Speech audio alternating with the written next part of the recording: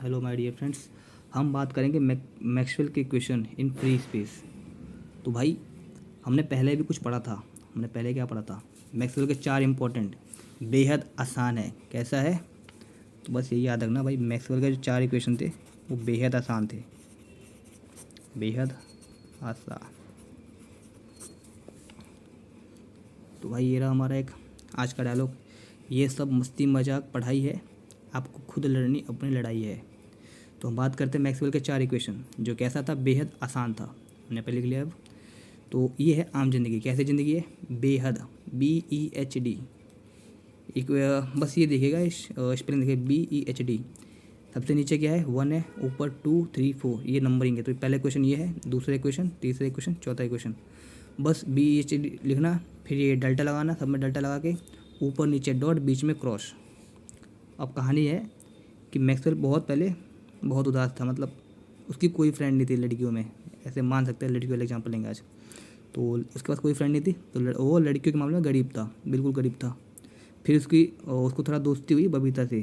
क्या नाम है? बबीता। ये रहा, बी लिखा है, बी मतलब मैग्नेटिक फील्ड। तो बबीता लड़की थी, वो नेगेटिव निकली, मतलब उसको काट गई, मैक्सवेल का ये काट गई। फिर मैक्सवेल ने ऑनलाइन से, यानी फेसबुक और इंस्टाग्राम से, ज्योति को थोड़ा फ्रेंडशिप बनाया। और ऑफलाइन में जब पार्क जाता है ना, तो वहाँ पे इसको डिम्पल लड़की मिल गई, तो उसने वहाँ से इसको दोस्ती बना ली। तो जब उसने दोनों को संभाल लिया, ज्योति को डिम्पल को, उसका बन गया दबदबा। तो यहाँ आ गई डेंसिटी। ये ज़िंदगी कैसी है? ये ज़िंदगी है आम, बहुत ही आम ज़िंदगी थी। लेकिन जब उसने कहा मिलने आते हैं, तो वही है, पहले तो गरीब था और बबीता तो नेगेटिव थी, तो कटा हुआ था, तो मतलब ही नहीं बनता उसका बबीता आने का। तो जब ज्योति नहीं आई, क्योंकि ज्योति ऑनलाइन थी तो मिलने नहीं आई, तो यहाँ पे उसका हो गया पोपट। क्योंकि डिम्पल ये अकेले आई थी तो पोपट हो गया। तो इस बार उसका दबदबा नहीं बन पाया, तो यहाँ हो गया दबदबा समाप्त। और जो ये इक्वेशन है, ये है मेंटो की ज़िंदगी, मतलब कि ये मैक्सवेल की फ्री स्पेस की ज़िंदगी है। क्या है? बेहद। वही है, बस मैं बस H वाले में कट गया है, बस ज्योति नहीं आई थी।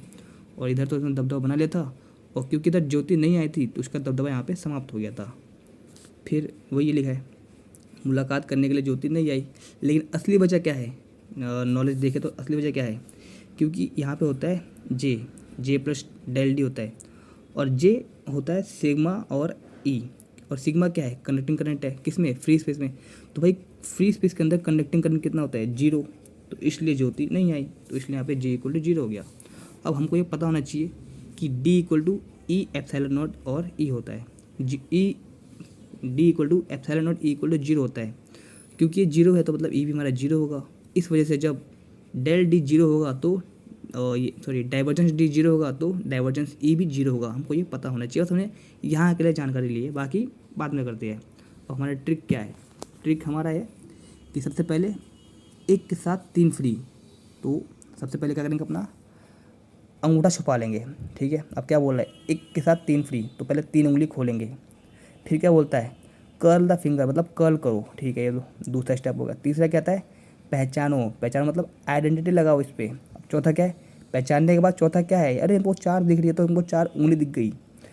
तब हम लगाएंगे क्वेश्चन नंबर 4। दोबारा बताता हूँ, दोबारा कहता हूँ।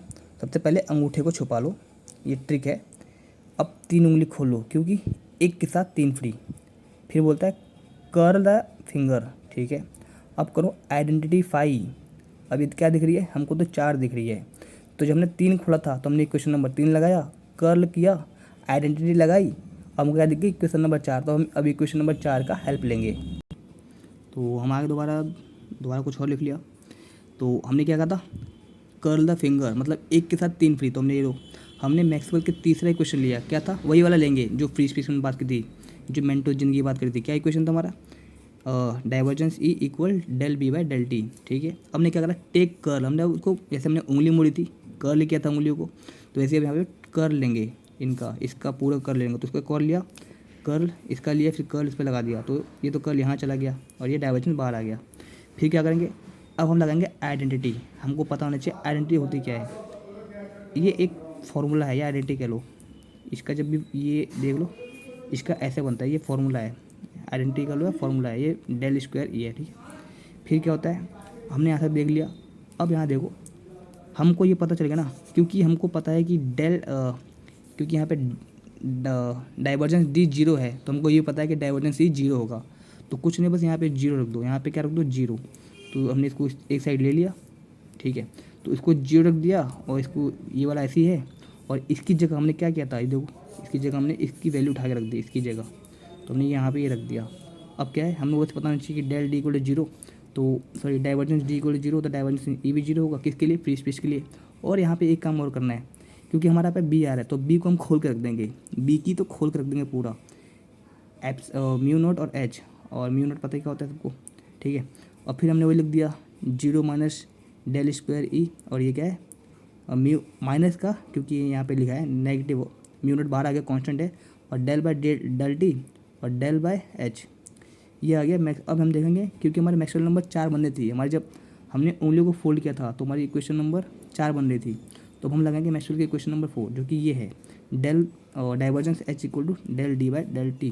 तो भाई जहाँ जहाँ divergence H equal to del D by del T था, हमने वहाँ del D by del T रख दिया। तो हमारे जब इसको सॉल्व करेंगे तो हमारा ये आ जाएगा del square E by mu naught E square del square E by del T. ये लो भाई, ये आ गया हमारा, क्या आ गया, ये हमारा आ गया मैक्सवेल का equation in free space in form of E. Thank you bro.